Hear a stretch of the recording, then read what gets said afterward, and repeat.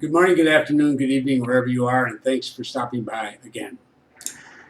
Questions that I get constantly, and I've referred to them in other videos, but today I'm going to look at it a little bit differently. There are questions regarding why Panama and not Uruguay or Costa Rica or Ecuador or some other nation. And I usually go through the whole statistical picture because we've done so incredibly well in the last 10, 15 years here and economically. The country's really taken off, and that gives people a very positive feeling toward their future, and it makes them happy. And happy people are always much easier to live with than unhappy people. So it's good to be in a country that's going through that kind of dynamic growth, and there aren't very many of them doing it. Even right now, when our growth rate is slowing down, probably about a full percentage point below what we'd hoped it would be. It's going to be somewhere in the fives instead of the sixes. It's still going to be 3, 4, 5, 6 times higher than it is in most nations in Europe and North America, for example, and Latin America for sure. So we're still going to be a leader. We're a little concerned that we're not growing as quickly, and everybody feels that, and it's a discussion point down here. And it's kind of amusing when you talk to people from other countries where the situation is much worse. So how do we go about expressing this? And how do I say today, talking to people, whatever country they're from, whatever their political background, religious background, anything, they all have this, not all, they most have this real sense of wanting to leave something. Now trying to decide where to go to and why Panama in relation to others. So I want to be sensitive to it without getting involved in everybody else's politics and their concerns and their issues and their tragedies.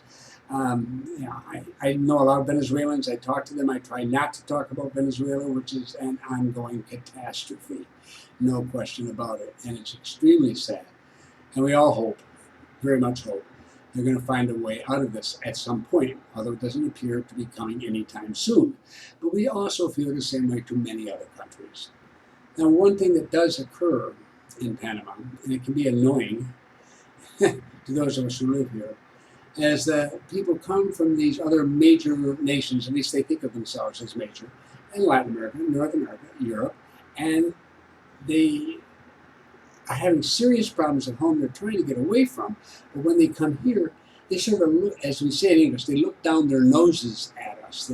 They say, oh, Panama, it's just a little city, it's not that big.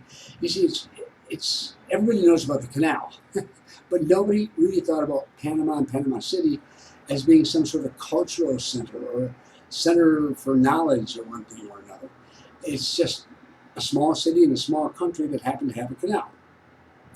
And they see themselves as coming from places that are far more important, far more sophisticated, whose histories are wonderful in comparison to Panama's.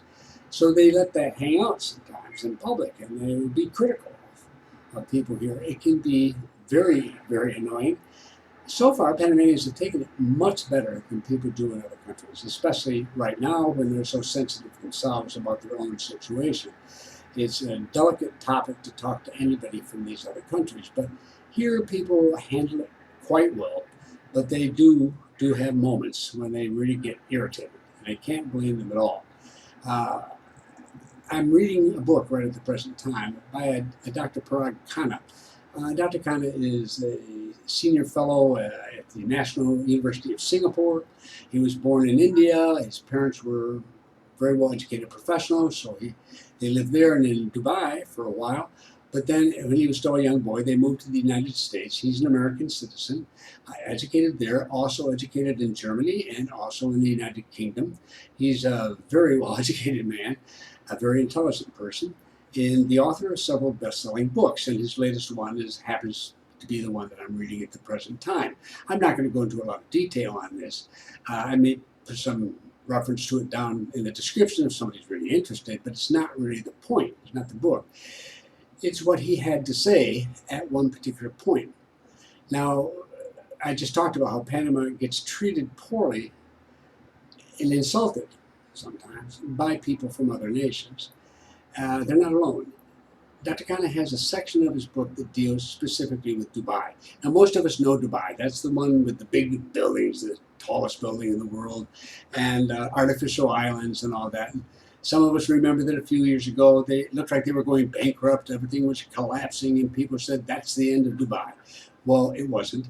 It's come back. It's come roaring back. It's doing extremely well.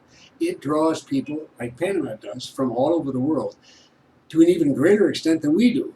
In fact, 85% of the people, roughly, who live in Dubai are not citizens of Dubai. So 15% are actually citizens. They have a real experience with this. And because Dubai, before it took on this role, before it developed itself as a center for commerce and business and everything else under the sun, they were just really seen as a sort of a fishing port. They didn't even know they had oil there until late in the game. And they're still not major producers or whatever. The rest of the Arab world particularly just saw them as backward, as not terribly sophisticated. They looked at it as some Latin Americans have done regarding Panama. And they also have brought in people, oh Lord, yes, plenty of them from Asia and from Europe and from North America who are living and working there now too. And they can come in if they want to and feel as if somehow they're superior because they come from these countries with these long histories. And there's Dubai that's just very recently in this century become an important place. Khanna deals with this very directly, and I'm going to quote from his book just a few sentences, take probably less than 60 seconds. These are the words that struck me, that stopped me in my tracks and said, this is something I'm going to mention in a video. I have changed a couple words in it for people who don't speak English as a first language, like the word irk, which also means irritate in English, things like that, just to clarify it without changing the message at all. But without further ado, and with that knowledge I gave you about his background and Dubai's background, this is what he had to say. And I quote, Dubai's lack of a deep tradition of indigenous cultural creativity irritates many of its newest residents, the intellectual and artistic refugees from Cairo, Beirut, Baghdad, and Damascus, the Arab world's historical knowledge and cultural centers. But this is precisely why Dubai should not be compared with the others. It does not seek to replace them. It is a platform for their survivors. Unquote. It is a platform for their survivors. Oh my. I read that and I thought, yes, it's maybe overstated to a point, but it gets the point across too, an important one. That in the Western Hemisphere and indeed in the world, Panama is one of the most stable countries. It has one of the fastest growing economies, and it has year after year after year. It's slowing down a little now, for sure, but nothing is compared to other nations. But it doesn't have that long history. It is not that kind of country. It's this kind of country, like Singapore, in many respects, was in past decades, as Dubai is today.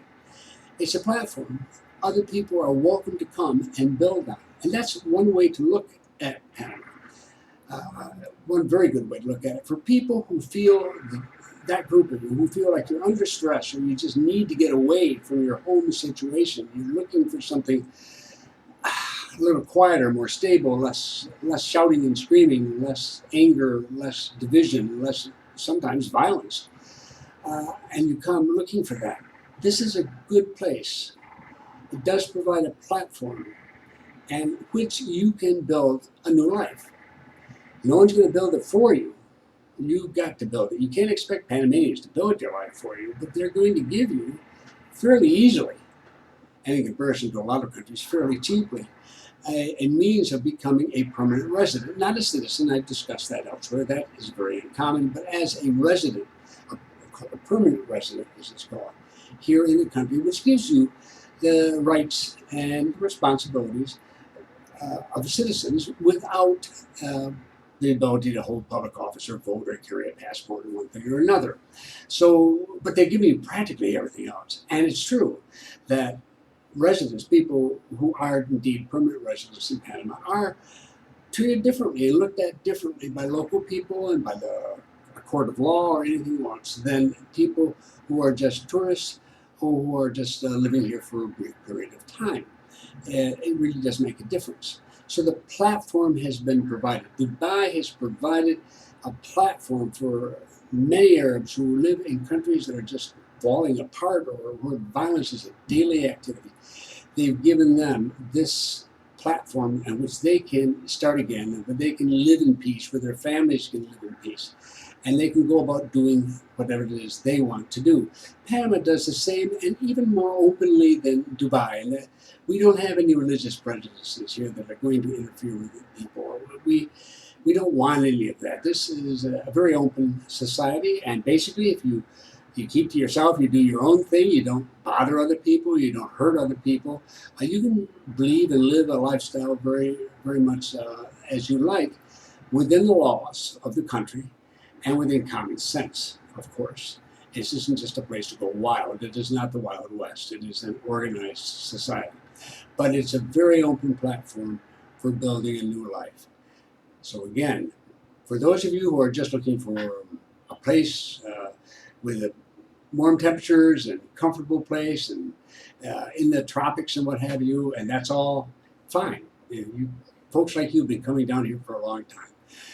But for those who do feel this pressure, this stress that is made them so unhappy, and they come, and I meet them all the time here, and hear their anguish.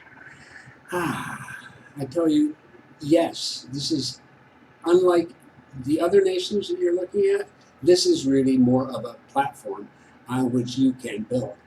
Just keep in mind, respect for the country that you've moved to. No need to insult it. No need to make comparisons to your own society, especially if it's not doing very well itself, or not nearly as well as Panama. As long as you show respect and you treat people fairly, you can build a new life on a very stable platform here in Panama that you're not going to find, as far as I'm concerned, in pretty much 98% of the countries of the Western Hemisphere, and probably 90% or more of the nations in the world. And it's right here for you. I think that's a pretty good reason, at least for some people, to seriously consider Panama. Remember, wherever you go, you need to go where you need to go, and you make that decision yourself, not me, not somebody else. But when I read Dr. Khanna's words, I said, yes, yes, yes. I see, finally, something that actually compares Panama and Dubai that is based on reality and not just on something about big buildings or something of that sort, something superficial. This is a real quality that both of them share, and I think we do an even better job of it than they do. So that's what I wanted to share with you today. Thanks for stopping by. I hope to see you again.